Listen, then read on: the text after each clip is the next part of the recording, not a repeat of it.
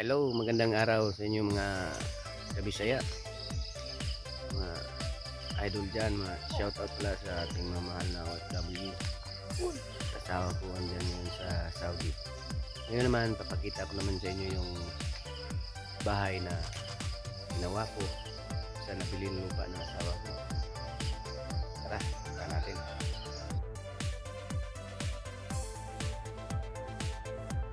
Ayan po, punta na tayo dun sa bahay namin bago.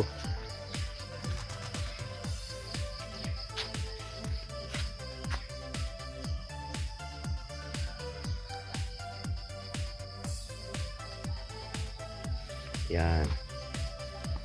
Ayan po. Yan yung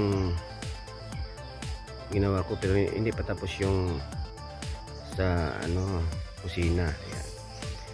Ito yung binili ng asawa ko na area, lupa na 200 square meter. Sa halagang 55,000, 55K. Ayan. Hanggang dyan sa may puno ng mangga. Ayan yung mga kuralo. Ayan. Pero may titulo to. 55K. Ayan, may mga ano pa. Ayan. Tapos, ito naman yung bahay. Kulang gumawa na itong bahay na to. Ayan, may kuryente na.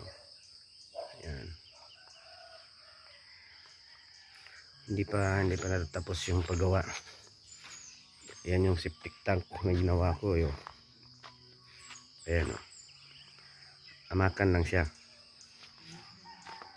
Ayan. Ayan. Ayan siya o. Ayan. 200 square meter sa halagang 55,000. Ayan. Ayan mga idol.